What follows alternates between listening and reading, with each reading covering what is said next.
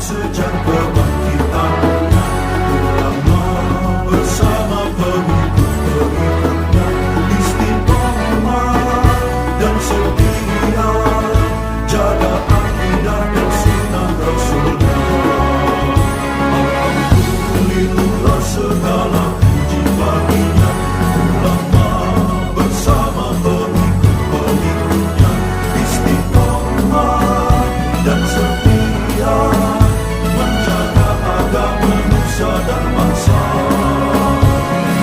Mari kuatkan niat kita, kita bulatkan tekad kita, terus lanjutkan amal kita, mengembangkan khidmat kita. Alhamdulillahilladzi tawadha'a kullu syai'in li'azamatihi wa dhalla kullu syai'in li'izzatihi wa istalama kullu syai'in liqudratihi. Wassalatu wassalamu ala sayyidina Muhammadin alladzi azala bayanuhu kulla ibham wa ala alihi wa ashabihi salatu wa salaman daimaini ma damatil ayyam. Amma ba'du, fa inna ahsanal hadithi kitabullah wa khairal hadi hadi Muhammadin sallallahu alaihi wasallam wa syarrul umuri muhdatsatuha wa kullu muhdatsatin bid'ah wa kullu bid'atin dhalalah. Segenap jamaah majelis taklim hifdzul amal, para ustaz, para sesepuh dan orang tua, hadirin sekalian yang berbahagia dan yang dimuliakan oleh Allah. Wabil khusus sahibul bait, orang tua kita Abi Haji Nasruddin, Ustaz Haji Ahmad Nasir, Bang Haji Muhtar Syarif, Abah Haji Rahmani, Haji Farid, Haji Hashim, dan seluruhnya jamaah yang berbahagia.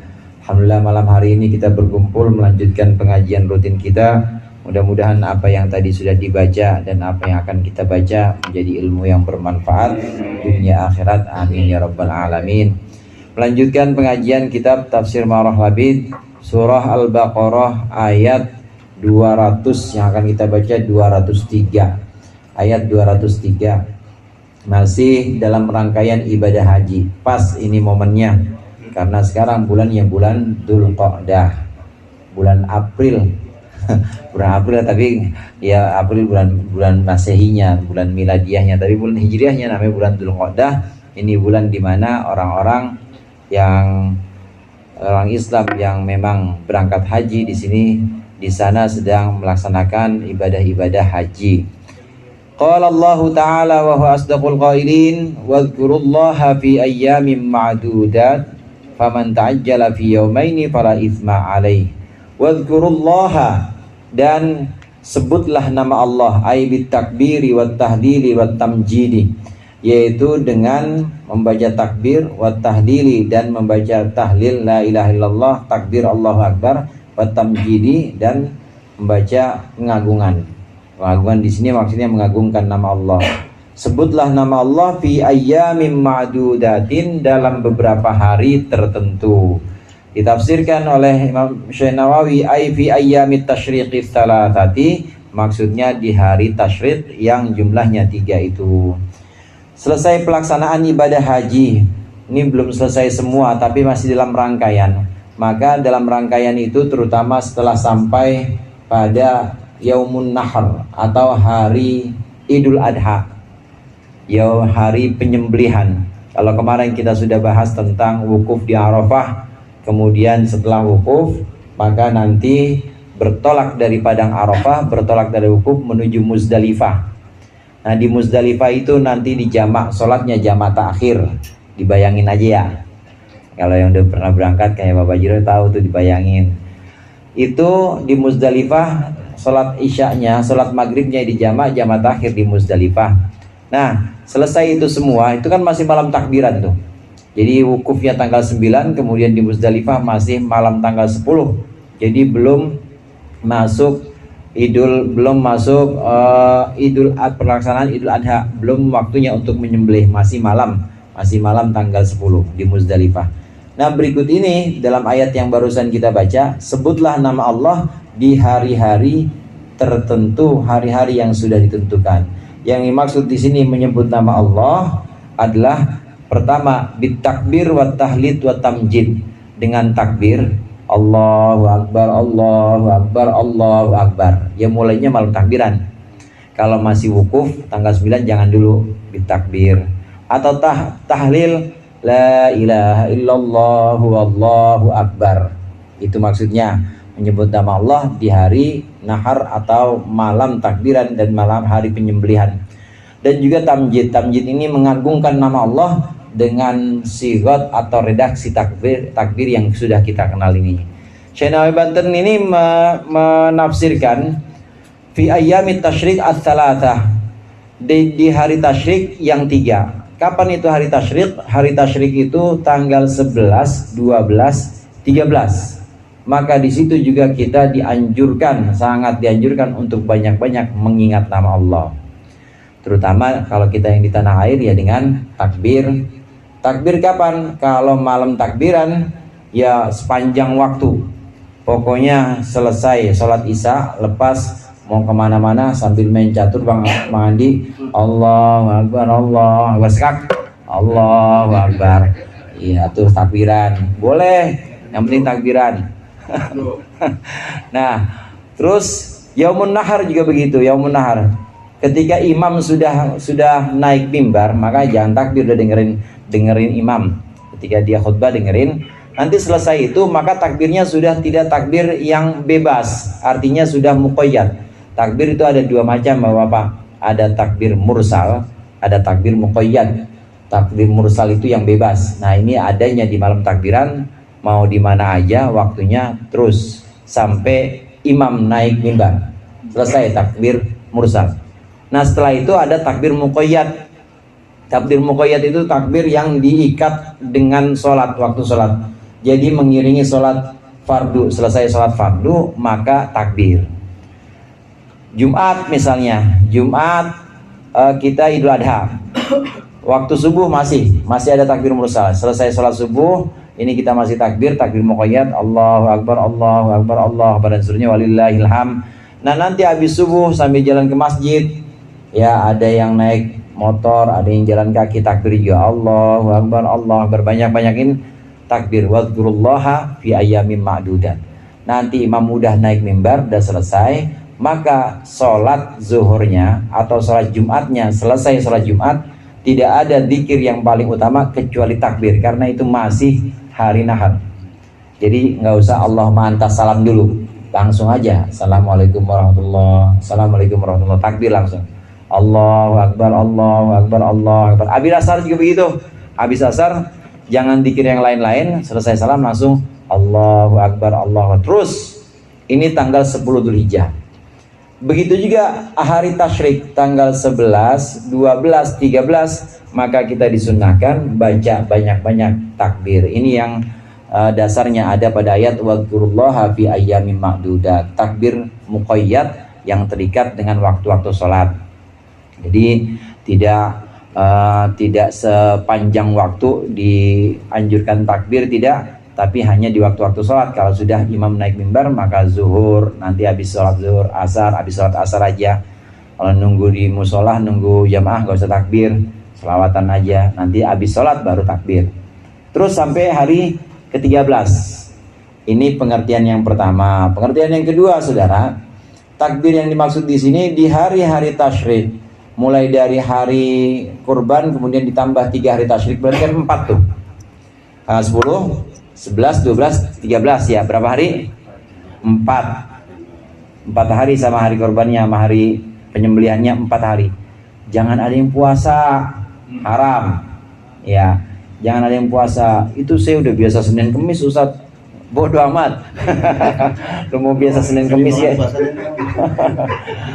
Nggak boleh, haram. Itu termasuk yang diharamkan, berpuasa di hari Id, baik Idul Fitri maupun Idul Adha. Idul Adha tanggal 10 Dzulhijjah maupun di hari tasyrik haram. Tanggal 11, 12, 13 itu haram. Nggak boleh puasa. Banyakin zikir aja.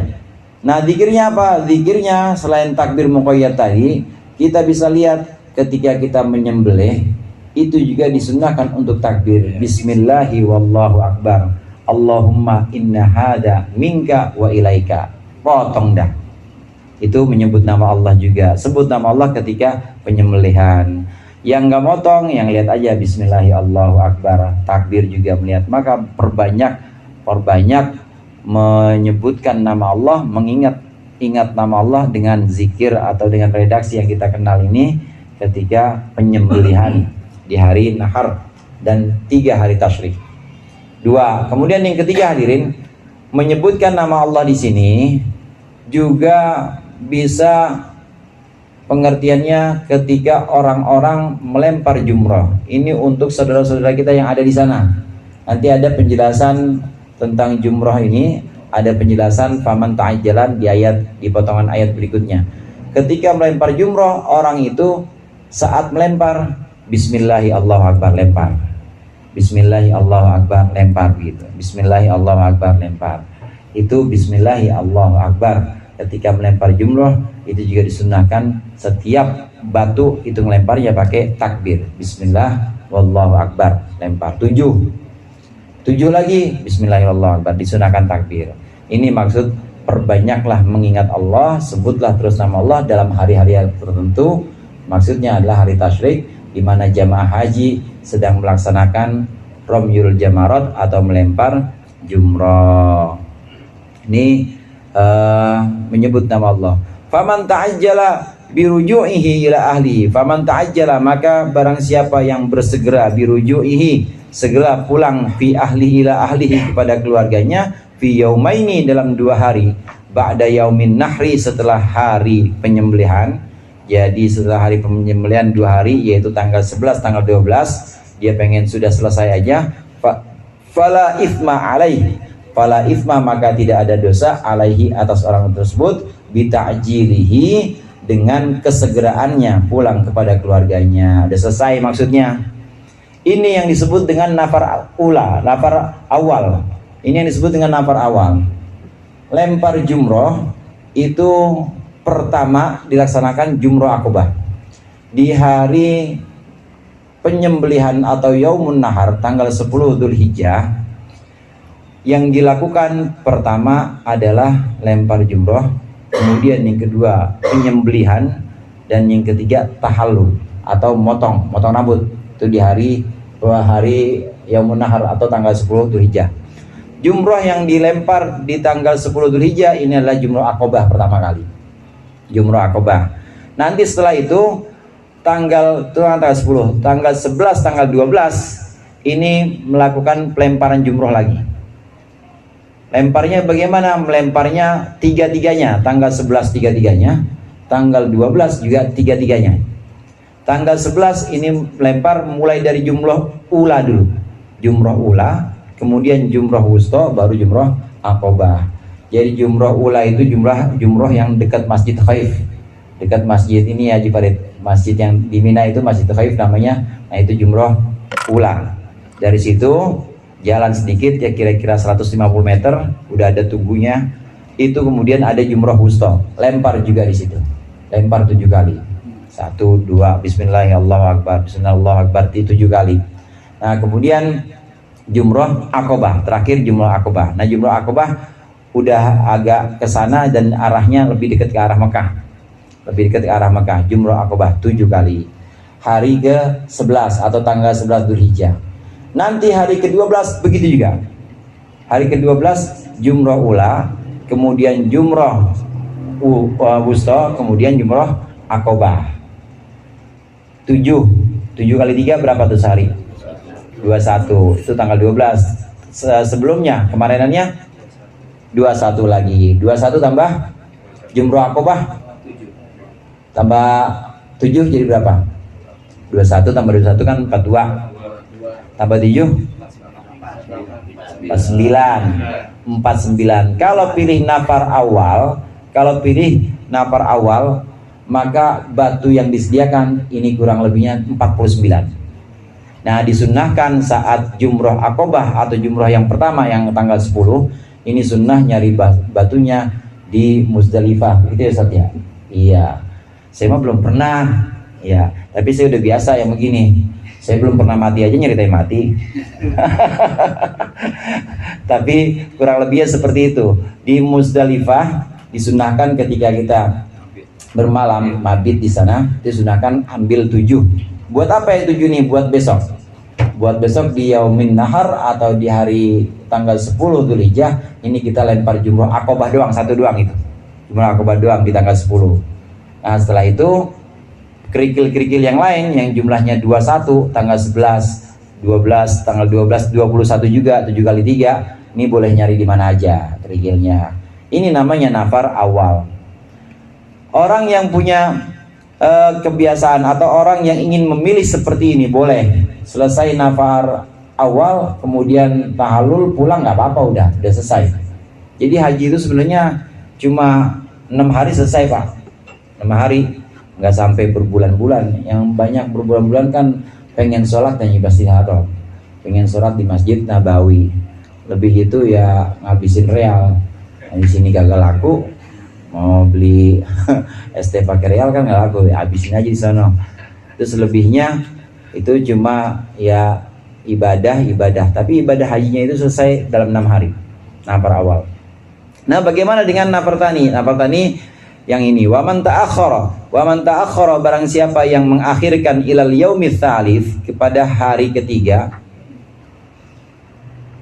hatta roma fihi qabla zawal, sehingga dia melempar jumroh pada hari ketiga qabla zawal, sebelum tergelincir matahari atau sebelum zuhur, au ba'dahu, atau setelah zawal, fala itsma alaihi, maka tidak ada dosa atasnya. Maksudnya boleh-boleh saja bita'akhurihi, dengan tertinggal atau dengan menundanya menundanya orang tersebut. Fahum mukhayyaruna baina dzalik, maka mereka disuruh memilih baina dzalik, antara itu. Maksudnya antara nafar awal dan nafar tani. Boleh antara nafar awal model yang pertama yaitu tanggal 11 12 selesai, atau nafar tani boleh sampai tanggal 13. Nah, saudara sekalian, ini kebolehan untuk memilih.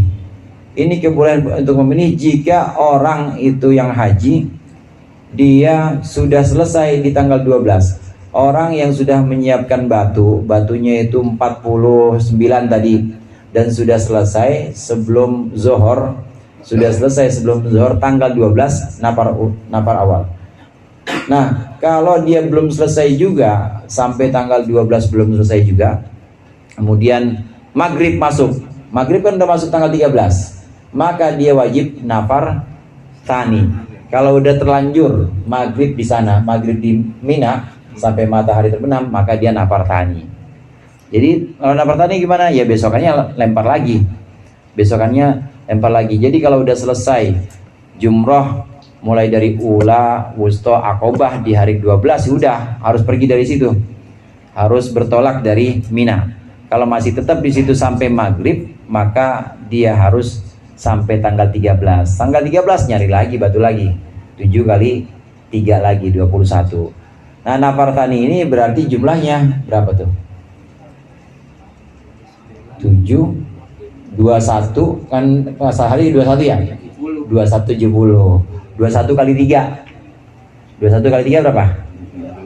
63. Nah, tambah yang tanggal 10 Dzulhijjah 70 cari. Batunya batu sono, jangan bawa dari sini. Ya, batunya batu yang ada di sana. Kenapa mau lah? Bawa batu akik deh. Batu baterai juga alkalin ada juga sih. Nggak boleh dibawa pulang. Jangan dibawa pulang. Ya. Ulangin lagi. Ulangin lagi.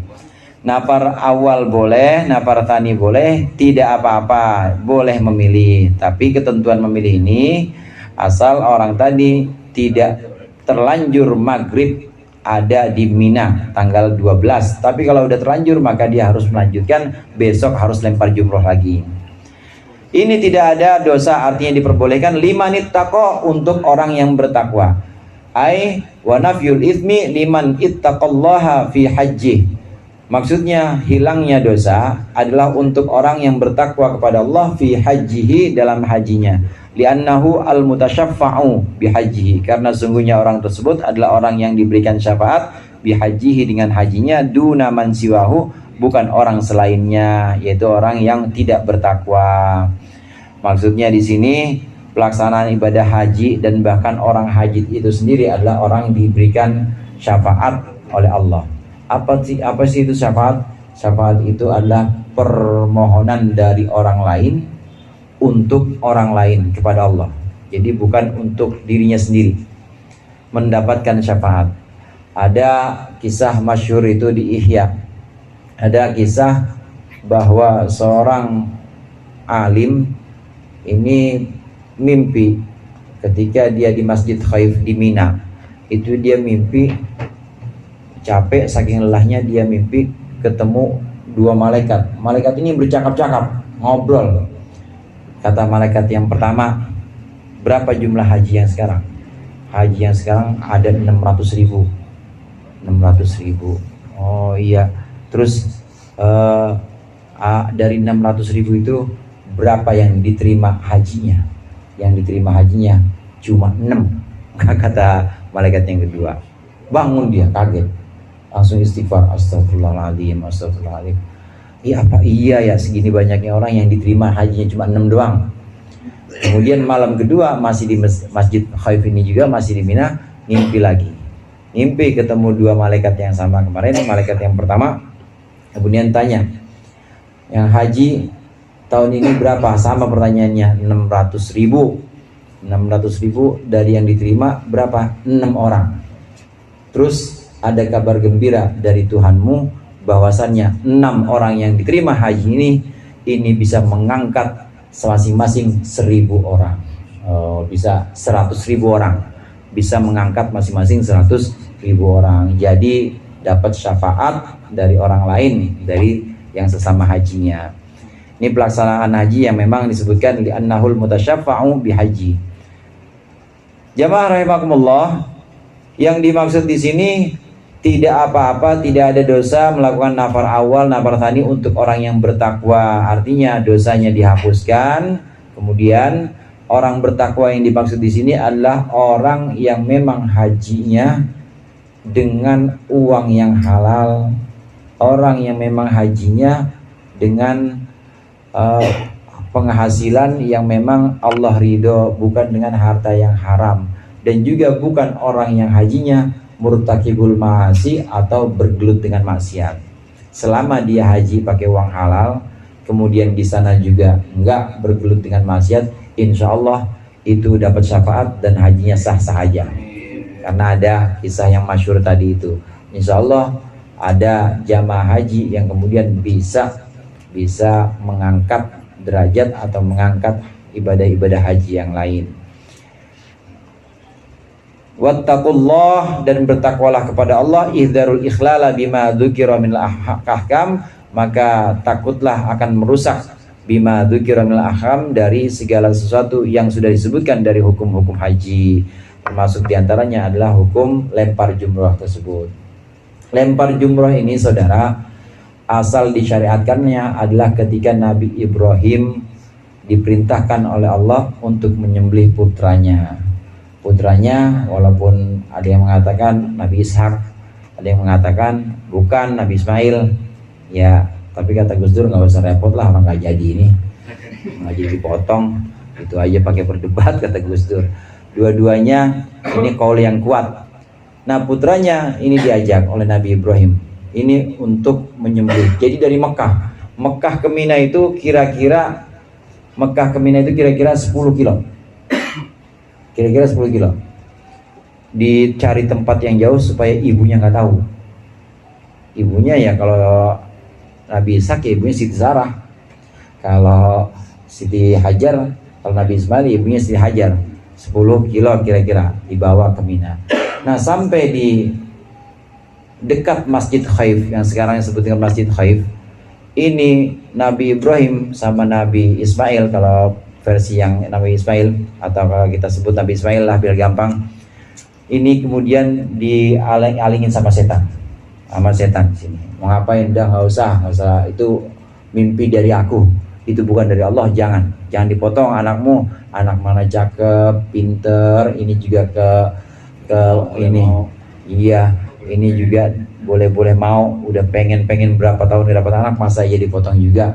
Dilempar sama Nabi Ibrahim, bismillahirrahmanirrahim 7 kali. Jalan lagi Nabi Ibrahim. Jalan sampai ke Jumroh Wusta, ya kira-kira 115 meter dari situ, jalan lagi, datang lagi itu setan itu. Datang setan, kemudian membisikkan yang sama, menggoda, jangan disembelih. Dan begitu seterusnya sampai Jumroh Aqobah. Sampai Jumroh Aqobah dilempar lagi oleh Nabi Ibrahim 7 kali. Ini asal disyariatkannya lempar jumrah atau ramyul jamarat. Ini termasuk sesuatu yang sudah hilang sebabnya, tapi masih ada bekas atau syariatnya masih diabadikan oleh Allah. Demikian Nabi Ibrahim ini memang sangat banyak napak tilas atau peninggalan Nabi Ibrahim ini yang kemudian dilakukan oleh kita umat Islam, termasuk diantaranya sembelih korban, termasuk diantaranya khitan, sunat Nabi Ibrahim semuanya. Nabi Ibrahim orang, termasuk juga sholat kita disunahkan, Allahumma sholli ala sayyidina Muhammad wa ala ali sayyidina Muhammad kama shollaita ala sayyidina Ibrahim. Nabi Ibrahim adalah leluhurnya Nabi Muhammad, di mana nanti sampai sekarang bahkan dan sampai nanti di akhir zaman umat-umat Islam ini akan terus menyebut namanya dan terus menjalankan millahnya, menjalankan tradisi-tradisi Ibrahimiyah. Wa'lamu annakum ilaihi tusyarun, wa'lamu dan ketahuilah oleh kalian annakum bahwa sungguhnya kalian ilaihi tusyarun, hanya kepada Allah kalian akan dikumpulkan, ailil jazai ala a'malikum ba'dal ba'ti, maksudnya untuk pembalasan atas perbuatan-perbuatan kalian ba'dal ba'ti, setelah dibangkitkan. Amal, perbuatan, jamannya amal, yang model-model Pak. Kalau amalnya baik, maka akan dibalas baik. In khairan fa khairun, wa in syarran fa syarrun. Kalau buruk, dibalas buruk. Amal perbuatan itu ketika kita dibangkitkan dari kubur, amal perbuatan ini akan mewujud, akan ada bentuknya saudara. Kayak orang sini kan kemana-mana manggul sholat ya. Kemana-mana sholat kan berat itu. Berat, makanya ada kosor. Yang tadinya 4 jadi 2. Tapi di kemana-mana dibawa. Pergi ke Magelang dibawa, pergi ke Purworejo dibawa, pergi ke Rembang dibawa, sholat panggul-panggul tuh sholat kemana-mana. Sedekah juga gitu. Gak boleh ngelihat masjid pokoknya pengen masukin aja. Orang sini kan begitu semua. Dipanggul-panggul tuh yang namanya sedekah, dibawa-bawa meskipun kadang-kadang berat. Ya duit tinggal segitu-gitunya suruh sedekah juga, tapi tetap dipanggul. Maka nanti ini sedekah, sholat ketika kita dibangkitkan langsung datang kepada kita dan kita bingung, siapa kamu? Saya sholat yang dulu kemana-mana engkau panggul.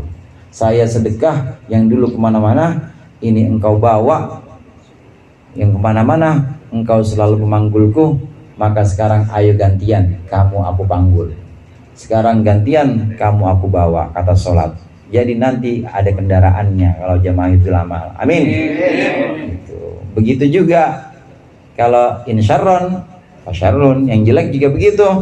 Yang jelek kemana-mana bawa bawa judi, kemana-mana bawa, pokoknya kemana-mana itu nggak dipanggul, nggak. Justru kendaraannya itu, mau kemana bang? Mau ke puncak? Ngapain bang? Anu udah pokoknya gancang banget kalau yang begituan. Jadi buat kendaraan, mau kemana bang? Mau ke anu, berangkat aja, pokoknya kendaraannya itu. Jadi bukan dipanggul tapi dijadikan kendaraan.